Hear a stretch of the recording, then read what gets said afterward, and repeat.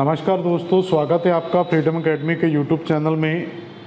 मैं मलकीत सिंह विश्व भूगोल मैपिंग सीरीज़ को आगे बढ़ाते हुए आज स्टार्ट करने जा रहा हूं यूरोप महाद्वीप के फिजिकल स्ट्रक्चर, भौतिक संरचना के बारे में, जिसके अंदर हम प्रमुख पर्वत पठारों के बारे में पढ़ेंगे।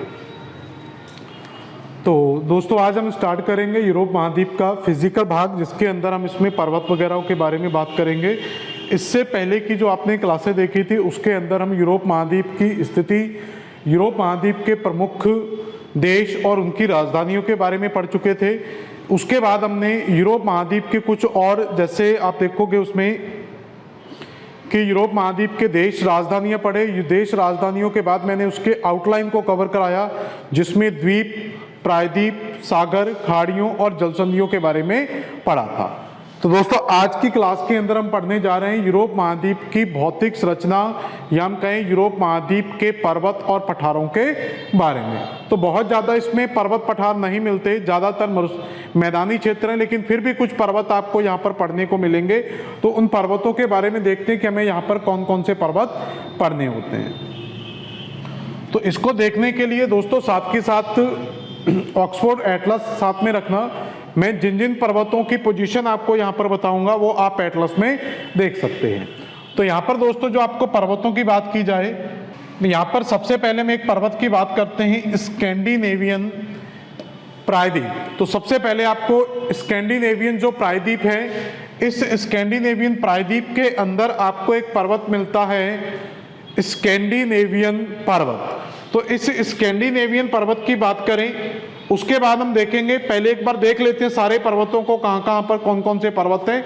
उसके बाद आप पूरे बेल्ट को देखोगे, पूरा ग्रीनरी बेल्ट है, कहीं पर भी कोई पर्वत आपको नहीं मिलेगा। उसके बाद दोस्तों आप इस पोजीशन पर पहुंचोगे। इस पोजीशन की बात करें तो यहाँ पर दोस्तों फ्रांस की सीमा है, और इसके बाद यहाँ पर स्पेन की सीमा मिलेगी। तो फ्रांस और स्पेन की सीमा के बॉर्डर पर बिल्कुल, तो इस बॉर्डर वाले क्षेत्र में देखेंगे तो दोस्तों आपको यहाँ पर एक पर्वत मिलेगा, पायरनीस पर्वत। तो पहला पर्वत आपको दोस्तों क्या देखना है, स्कैंडिनेवियन पर्वत। स्कैंडिनेवियन के बाद दूसरे पर्वत की बात करेंगे तो मिलेगा आपको पायरनीस पर्वत। स्कैंडिनेवियन पर्वत कहाँ पर याद रखना है, स्कैंडिनेवियन पेनिनसुला में है। दूसरी पायरनीस पर्वत कहाँ पर है, फ्रांस और स्पेन की सीमा पर है। तीसरा यहाँ पर हम पर्वत की बात करेंगे, एक पर्वत मिलेगा आपको आल्प्स पर्वत, जो स्विट्जरलैंड में स्थित है। स्विट्जरलैंड के बाद अन्य देशों में भी इसका विस्तार मिलेगा। और उसके बाद एक पर्वत आपको मिलेगा दोस्तों इटली प्रायद्वीप के अंदर जाओ, इटली प्रायद्वीप के अंदर एटलस में देखो, वहां पर आपको एक पर्वत मिलेगा, एपेनाइन्स पर्वत। एपेनाइन्स पर्वत के बाद आप देखोगे ये जो पूरा स्ट्रक्चर मैंने आपको दोस्तों बताया था, इस पूरे क्षेत्र को कहा जाता है बाल्कन प्रायद्वीप। इस बाल्कन प्रायद्वीप के अंदर आपको कुछ पर्वत मिलेंगे, जैसे एक पर्वत है दिनारिक आल्प्स, और एक पर्वत आपको मिलेगा यहाँ पर कारपेंथियन। तो दिनारिक आल्प्स, कारपेंथियन जो पर्वत मिलेंगे वो आपको दोस्तों किस क्षेत्र में मिलेंगे, तो आपको याद रखना है कि ये बाल्कन प्रायद्वीप में मिलेगा। उसके बाद दो यहाँ पर बहुत ही महत्वपूर्ण पर्वत आपको मिलेंगे। तो यहाँ पर आप देखोगे एक पर्वत मिलेगा कॉकेसस पर्वत। तो कॉकेसस पर्वत की जब भी आप पोजीशन देखोगे तो इस पर्वत के ऊपर, मतलब यहाँ पर अगर हम पर्वत की बात करें तो इस पर्वत के ऊपर दोस्तों यूरोप की सीमा है,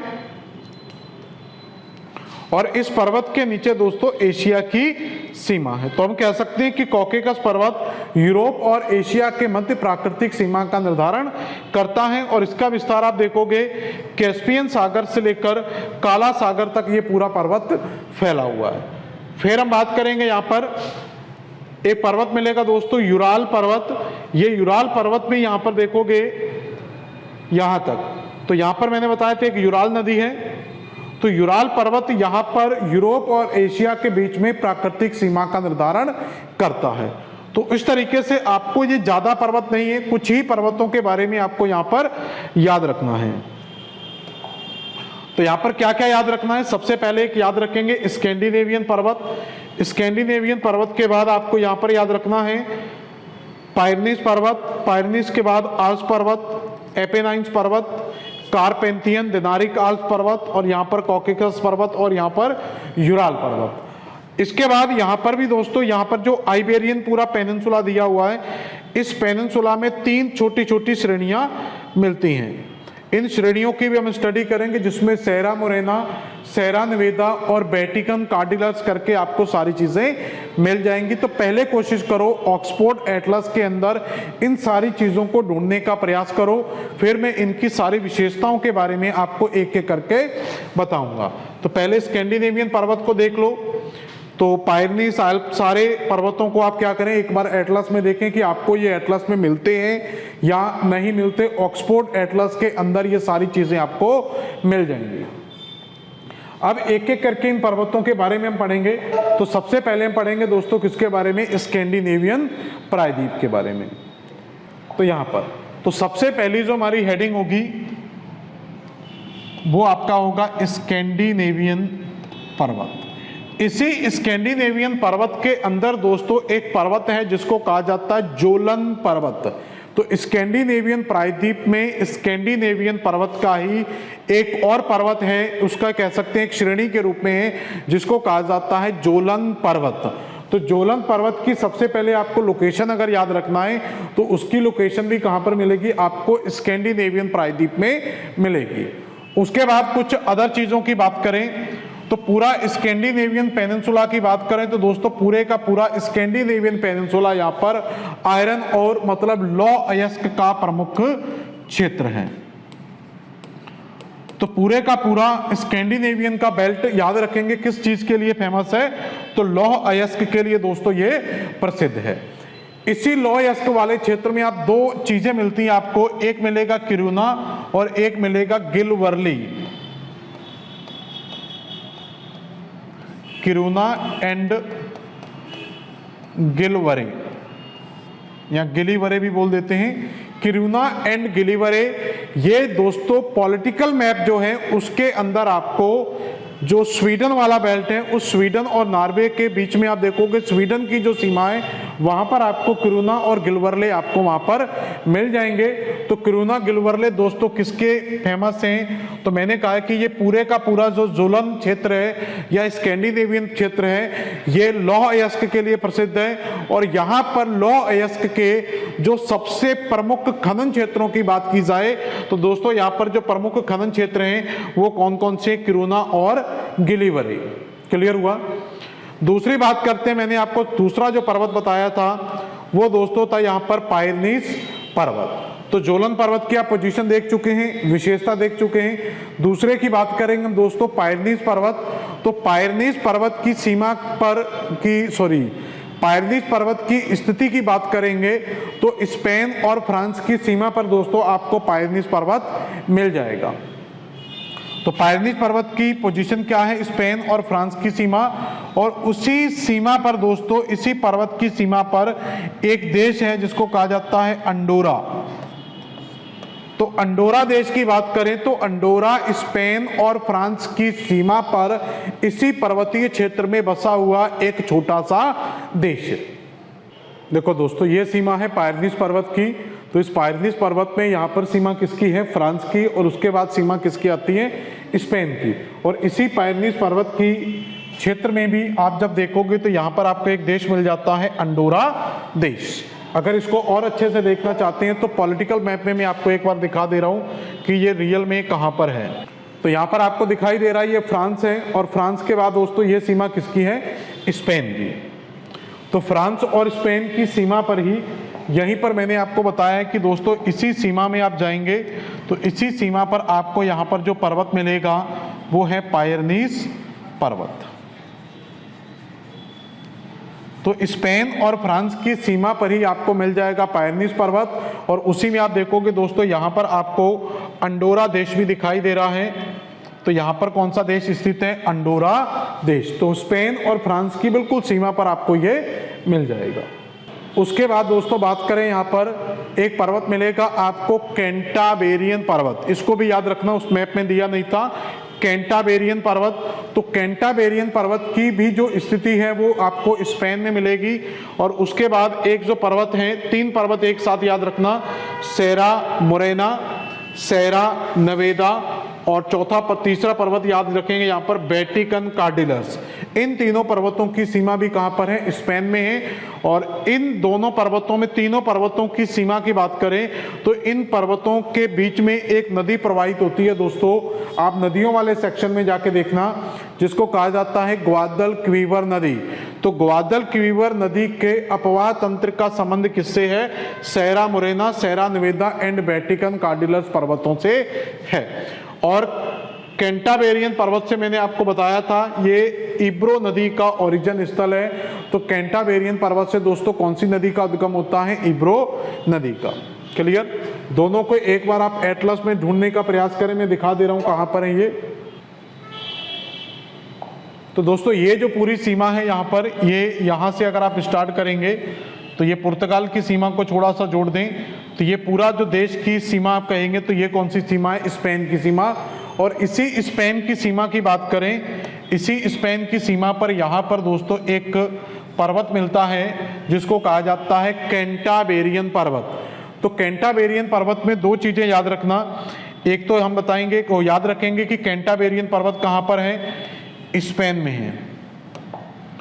दूसरी चीज याद रखना, कैंटाबेरियन पर्वत किस खाड़ी के तट पर है? तो कई बार एग्जाम में पूछा गया तो हम कहेंगे कैंटाबेरियन बिस्के की खाड़ी के तट पर है। और इसी कैंटाबेरियन पर्वत से दोस्तों यहाँ से एक नदी निकल कर आती है इस तरीके से, तो इसी नदी को कहा जाता है दोस्तों इब्रो नदी। तो कैंटाबेरियन पर्वत का संबंध किससे है? इब्रो नदी से। और किस खाड़ी के तट पर है? बिस्के की खाड़ी के तट पर। उसके बाद स्पेन के दक्षिण वाले भाग में जाएंगे तो इसी दक्षिणी भाग के अंदर दोस्तों आपको 3 पर्वत मिलेंगे। तो एक पर्वत, उसके नीचे दूसरा और एक तीसरा, मतलब 3 श्रेणियां आपको यहाँ पर क्रमबद्ध तरीके से मिलेंगी। इन्हीं श्रेणियों में जो सबसे पहली श्रेणी है इसको कहा जाता है सेरा मोरेना। सेरा मोरेना के बाद दोस्तों मिलती है सेरा नेवेदा, और सेरा नेवेदा के बाद मिलता है दोस्तों वेटिकन कार्डिलस। और इन्हीं नदियों के साथ अगर आप पर्वतों में देखोगे तो इसी क्षेत्र में एक नदी प्रवाहित होती है जिसका निकास इस तरीके से अटलांटिक महासागर में होता है। दोस्तों इस नदी का नाम आपको मैंने नदियों वाले वीडियो में देखना, दोनों चीज़ों को देखो, सारी वीडियो को जोड़कर अगर आप पढ़ोगे तो आपको चीज़ें समझ में आएंगी। पहले नदियों के कंसेप्ट को पढ़ो, नदियों को यहाँ पर फिर से आप अप्लाई करें। जब पर्वतों को पढ़ें तो साथ के साथ नदियों को भी याद रखें। तो इस नदी का नाम मैंने आपको पढ़ाया था ग्वादलक्विवर नदी। और इसी नदी के मुहाने पर दोस्तों एक जगह मैंने आपको पढ़ाई थी कैडिज। तो कैडिज दोस्तों आपको याद होगा, तो कैडिज विश्व में कॉर्क के निर्यात का विश्व में सबसे बड़ा क्षेत्र था। कॉर्क का सबसे बड़ा क्षेत्र कौन सा था? कैडिज। किस नदी के मुहाने पर है? ग्वादलक्विवर। और ग्वादलक्विवर का संबंध किससे है? सेरा मोरेना, सेरा नेवेदा एंड वेटिकन कार्डिलस। तो ये 3 पर्वतों से संबंध है इस नदी का। इसके बाद हम बात करें तो जोलन माउंटेन हो गया, पायरेनीज पर्वत हो गया, उसके बाद कैंटाबेरियन पर्वत हो गया, और उसके बाद सेरा मोरेना, सेरा नेवेदा एंड वेटिकन कार्डिलस पर्वतों के क्षेत्र कंप्लीट होते हैं। उसके बाद दोस्तों यूरोप महाद्वीप का एक बहुत ही इंपॉर्टेंट पार्ट मिलता है जिसको कहा जाता है आल्प्स पर्वत। तो यहां पर हम दोस्तों बात करने जा रहे हैं किस पर्वत की? आल्प्स पर्वत की। तो सबसे पहले आल्प्स पर्वत की स्थिति को देखा जाए तो दोस्तों आल्प्स पर्वत कहां पर स्थित है? तो स्विट्जरलैंड में। तो आपको क्या याद रखना है कि आल्प्स पर्वत कहां पर है? तो हम कहेंगे आल्प्स पर्वत स्विट्जरलैंड में स्थित है। लेकिन दोस्तों अकेला स्विट्जरलैंड में ही यह पर्वत नहीं है, स्विट्जरलैंड से संबंधित जितने भी देश हैं, जैसे मैं कहूं कि यहाँ पर यह स्विट्जरलैंड है, तो इस स्विट्जरलैंड की सीमा जिस जिस क्षेत्र से लगेगी, जैसे आप मैप में देखोगे तो स्विट्जरलैंड के ऊपर आपको यहाँ पर जर्मनी की सीमा मिल जाती है, स्विट्जरलैंड के इस तरफ जाओगे दोस्तों यहाँ पर फ्रांस की सीमा मिल जाएगी, स्विट्जरलैंड से नीचे जाओगे दोस्तों इटली की सीमा मिलेगी, और इस तरफ जाएंगे तो ऑस्ट्रिया की सीमा मिल जाएगी। तो कुल मिला के हम अगर आपसे ये पूछा जाता है कि स्विट्जरलैंड का विस्तार किस देश में है, तो हम आंसर देंगे दोस्तों तो इसका विस्तार किस देश में है? स्विट्जरलैंड में। लेकिन स्विट्जरलैंड के साथ साथ अगर आपसे पूछा जाता है अन्य किन किन देशों में है, तो रटना नहीं है, जिन जिन देशों से स्विट्जरलैंड की सीमा संबंधित है, ऊपर जर्मनी, फ्रांस, इटली और ऑस्ट्रिया, तो उन सभी ही देशों में आल्प्स पर्वत का विस्तार है। क्लियर हुआ? तो हम कहेंगे कि इसका विस्तार कहां पर है, स्विट्जरलैंड में है। स्विट्जरलैंड के बाद ये ऑस्ट्रिया को भी टच करता है, जर्मनी को भी टच करता है, फ्रांस को भी टच करता है, दोस्तों इटली को भी टच करता है। तो मुख्य विस्तार स्विट्जरलैंड में, बाकी के 4 देशों में भी इसका विस्तार है। इस पर्वत की सबसे ऊंची चोटी की बात की जाए तो इसकी सबसे ऊंची चोटी का दोस्तों नाम क्या है, माउंट ब्लांक। तो माउंट ब्लांक की जो इसकी सबसे ऊंची चोटी है वो स्विट्जरलैंड में स्थित ना होकर कहां पर है, फ्रांस में स्थित है। तो हम कहेंगे इसकी सबसे ऊंची चोटी माउंट ब्लांक कहां पर स्थित है, फ्रांस में। ये वाला पॉइंट हटा देना, ये आपको नोट नहीं करना यहां पर, ठीक है, इस पॉइंट को नोट नहीं करेंगे। उसके बाद इसी आल्प्स पर्वत की बात करें तो इससे दोस्तों मैंने कहा है कि बार बार आपसे कह रहा हूं कि नदियों को जरूर याद रखना। इसी आल्प्स पर्वत से मैंने आपको 3 नदियां पढ़ाई थी, राइन, रॉन और पो। तो यहां पर अगर हम बात करें तो आल्प्स स्विट्जरलैंड से ही, तो स्विट्जरलैंड के आल्प्स पर्वत से 3 नदियों का उद्गम होता है। तो इनमें जो ऊपर की ओर नदी जाती है, तो ऊपर जर्मनी की ओर जो नदी का विस्तार था दोस्तों, उस नदी का नाम क्या था, राइन। और इसके बाद एक नदी हमने इस तरह पढ़ी थी फ्रांस की साइड में दोस्तों, इस नदी का नाम क्या था, रॉन। और एक नदी हमने पढ़ा था इस तरफ जाती है और एड्रियाटिक सागर में गिरती है इटली में।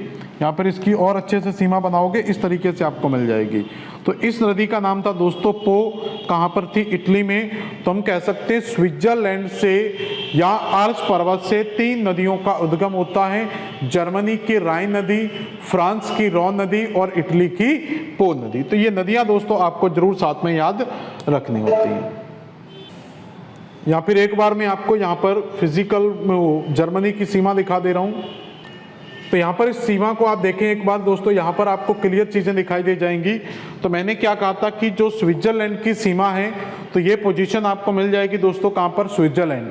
तो स्विट्जरलैंड की सीमा इस तरफ आप जाएंगे तो ये दोस्तों कौन सा देश है, जर्मनी। और जर्मनी से इस साइड जाएंगे तो सीमा किससे टच करती है, फ्रांस से। और इस तरफ नीचे जाएंगे तो इटली से। और इस तरफ थोड़ी सी सीमा दोस्तों किससे टच करने जा रही है, ऑस्ट्रिया से।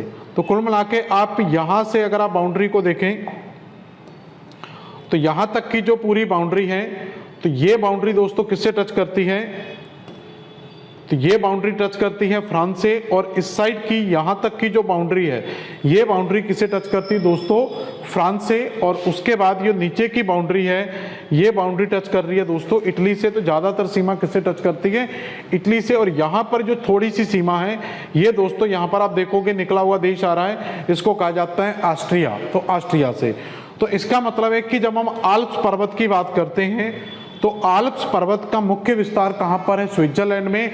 लेकिन उसके साथ साथ इसकी सीमा 4 देशों में फैली हुई है। क्लियर? तो इसको देखने के बाद मैंने ये, तो फिजिकल में आपको ये पर्वत मिलेगा। तो फिजिकल के अंदर आप जाओगे तो यहां पर आपको आल्प्स पर्वत की पोजीशन मिल जाएगी। एक बार फिजिकल मैप में देखो, एटलस में, ठीक है। तो यहां पर आप देखेंगे तो इसकी जो पोजीशन है आल्प्स पर्वत की मुख्य सीमा कहां पर है, स्विट्जरलैंड में। ऊपर ये इस साइड अगर हम जाएंगे तो इस साइड दोस्तों जर्मनी को स्पर्श करेगा। और इस साइड किसको टच करेगा, फ्रांस को। और इस साइड दिया हुआ है इटली। और इस साइड जाएंगे तो मिल जाएगा आपको ऑस्ट्रिया। तो 4 देशों से इसकी सीमा संबंधित है। और इसी की सबसे ऊंची चोटी का दोस्तों नाम क्या है, माउंट ब्लांक। तो माउंट ब्लांक की पोजीशन आपसे पूछी जाती है कि माउंट ब्लांक किस साइड है, तो आपको याद रखना है कि यह फ्रांस की सीमा पर अवस्थित है। और इसी पर्वत से दोस्तों मैंने आपको 3 नदियां बताई थी कि 3 नदियों का उद्गम होता है। तो इस तरफ जो नदी जा रही है दोस्तों, इसका नाम क्या है, पो रिवर। और ऊपर की तरफ जो दोस्तों नदी जाती है उसको कहा जाता है राइन। और दोस्तों इस तरफ जो आपको नदी दिखाई दे रही है नीचे की ओर, और इसको कहा जाता है रॉन। तो ये तीनों नदियों का उद्गम किससे होता है, आल्प्स पर्वत से। सबसे ऊंची चोटी याद रखेंगे क्या है, माउंट ब्लांक। चलो, तो ये आपका कंप्लीट होता है। तो यहाँ पर जोलन पर्वत पढ़ लिया, पायरनीस पर्वत हो गया। पायरनीस पर्वत के बाद कैंटाबेरियन, सेरा मोरेना, नेवेदा और वेटिकन कार्डिलर्स हो गया। और इसके बाद दोस्तों हमने देख लिया यहाँ पर आल्प्स पर्वत। आल्प्स पर्वत में ये वाला पॉइंट नोट नहीं करना, बाकी के सारे पॉइंट आप लिख सकते हैं। इसके बाद हम बात करें आल्प्स पर्वत के बाद एक पर्वत आपको मिलेगा यहाँ पर एपेनाइन्स पर्वत। तो एपेनाइन्स पर्वत की बात करें तो एपेनाइन्स पर्वत दोस्तों कहाँ पर है, इटली प्रायद्वीप में स्थित है। और इसी इटली प्रायद्वीप में इसी पर्वत पर एक ज्वालामुखी है जिसको कहा जाता है माउंट विसुवियस। क्लियर। तो इसी में क्या मिल जाएगा आपको, माउंट विसुवियस मिल जाएगा। और इसी एपेनाइन्स पर्वत से दोस्तों किस नदी का उद्गम होता है, टाइबर नदी का। और इसी टाइबर पर मैंने दोस्तों आपको पढ़ाया था कि टाइबर नदी पर ही इटली की राजधानी रोम और विश्व का सबसे छोटा देश क्या बना हुआ है, वेटिकन सिटी। तो ये किस नदी पर स्थित है, टाइबर नदी पर।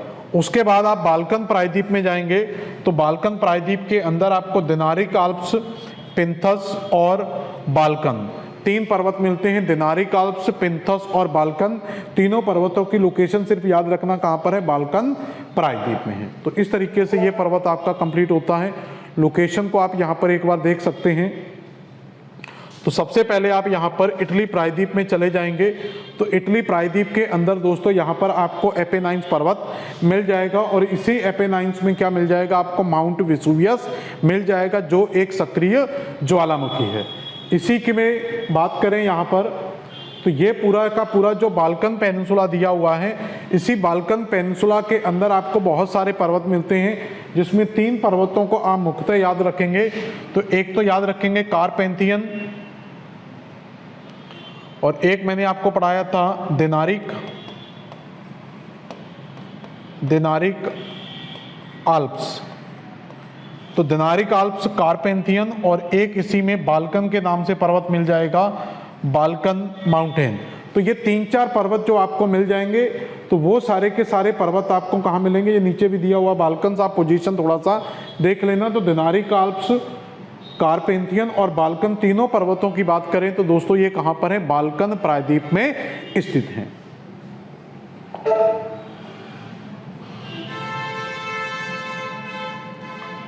तो शुरू से देख लें एक बार, जोलन माउंटेन हो गया, पायनीज पर्वत हो गया, कैंटाबेरियन हो गया, सेरा मोरेना, सेरा नेवेदा, वेटिकन कार्डिलर्स हो गया। आल्प्स पर्वत की बात हमने कर ली। आल्प्स पर्वत के बाद एपेनाइन्स, दिनारिक आल्प्स, पिंथस और बाल्कन प्रायद्वीप की हमने माउंटेन की बात की। इसके बाद ट्रांसवेलियन और कारपेंथियन, मतलब ये सारे के सारे आपको बाल्कन वाले क्षेत्र में मिल जाएंगे। इसमें आपको जो मेन याद रखना है वो है दोस्तों यहाँ पर कॉकेसस पर्वत। तो कॉकेसस पर्वत की दोस्तों बात करें तो कॉकेसस पर्वत आपको कहाँ पर मिलता है, यूरोप और एशिया की सीमा पर मिलता है। यूरोप और एशिया की सीमा पर कहाँ मिलता है, तो इसका जो विस्तार है दोस्तों वो काला सागर से लेकर कैस्पियन सागर तक अवस्थित है। तो मतलब हम कैस्पियन सागर से अगर हम स्टार्ट करें तो काला सागर में पूरी इसकी श्रेणी मिलती है। और इसी में आपको कॉकेसस पर्वत में यूरोप और एशिया के बीच में दोस्तों ये प्राकृतिक सीमा का निर्धारण भी करता है। और इसी की एक सबसे ऊंची चोटी का नाम याद रखना, तो इसकी चोटी पूछी जाती है, इसको कहा जाता है माउंट एल्ब्रुस।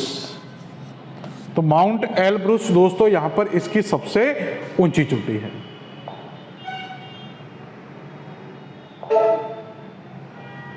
ठीक है, लोकेशन एक बार देख लें कहां पर है ये। तो इस तरीके से आप जाएंगे यूरोप महाद्वीप में, इस साइड आपको दोस्तों ये पर्वत मिल जाएगा। तो इसकी मैंने कहा है कि सीमा कहाँ पर है, तो ये कैस्पियन सागर दिया हुआ है, इस साइड काला सागर दिया हुआ है। और इस लाइन से ऊपर आप जाएंगे तो यहाँ पर दोस्तों यूरोप की सीमा है और इस साइड जाएंगे तो दोस्तों यहाँ पर एशिया की सीमा पर, और इसी सीमा पर आपको मिल जाता है कॉकेसस पर्वत। तो विस्तार कैस्पियन सागर से कहाँ पर दिया हुआ है, काला सागर तक है। और किसमें स्थित है, यूरोप और एशिया की सीमा पर स्थित है। और सबसे ऊंची चोटी की बात करें तो सबसे ऊंची चोटी दोस्तों क्या है यहाँ पर, माउंट एल्ब्रुस। क्लियर हो गया। इसके बाद एक दो पर्वत दोस्तों यहाँ पर और मिलते हैं, इसी के अंदर देख लें, फिर मैं आपको थ्योरी में दिखा दे रहा हूँ कहाँ पर है। तो एक लास्ट पर्वत यहाँ पर आपको मिल जाता है यूराल पर्वत। तो यूराल पर्वत की बात करें दोस्तों, यहाँ पर यूराल पर्वत आपको मिल जाएगा। तो यूराल पर्वत की जो पोजीशन आप देखेंगे तो यूराल पर्वत भी यूरोप और एशिया की सीमा पर स्थित है और ये दोनों देशों के बीच में प्राकृतिक सीमा का निर्धारण भी करता है। ठीक है, खनिज संसाधनों की दृष्टि से देखें तो ये एक संपन्न क्षेत्र माना जाता है।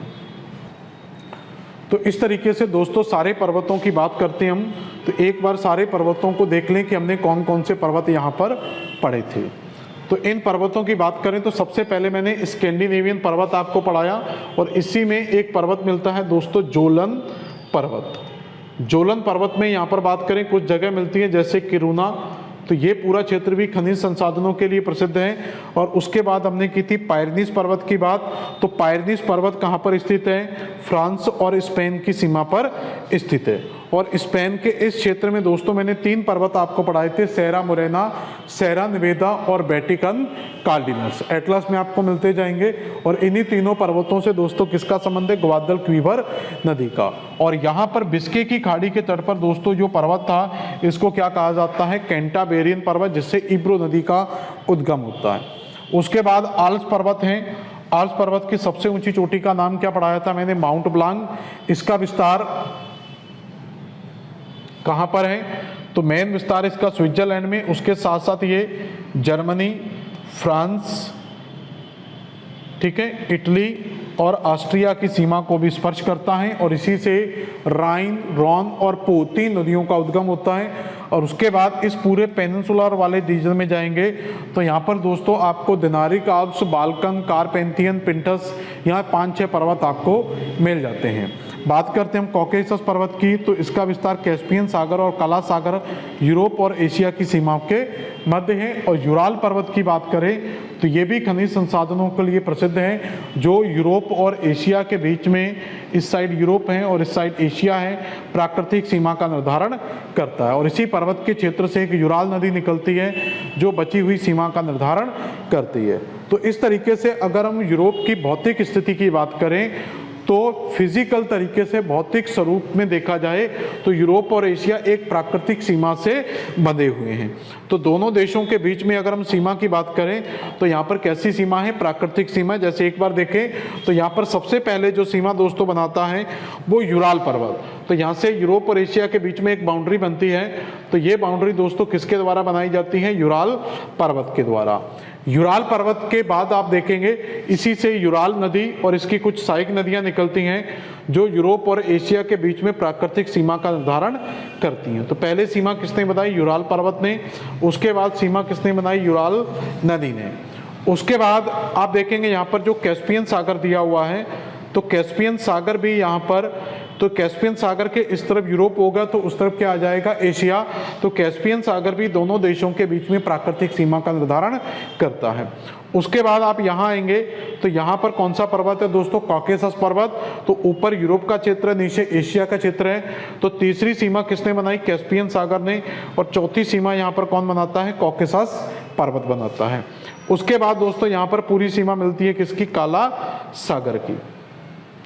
तो यहाँ पर दोनों देशों के बीच में दोस्तों जो सीमा, क्योंकि यहाँ तक आपको, इसके बाद पूरा स्टार्ट हो जाएगा ये एशिया का क्षेत्र, तो यहाँ तक पूरी सीमा मानी जाती है। जो 5वीं सीमा बनाता है वो कौन है, काला सागर। तो इस तरीके से यूरोप और एशिया के मध्य भौतिक विभाजन यूरोप और एशिया की प्राकृतिक सीमाओं का निर्धारण करता है, जिसमें यूराल पर्वत, यूराल नदी, कैस्पियन सागर, कॉकेसस पर्वत और काला सागर प्राकृतिक सीमा का निर्धारण करते हैं।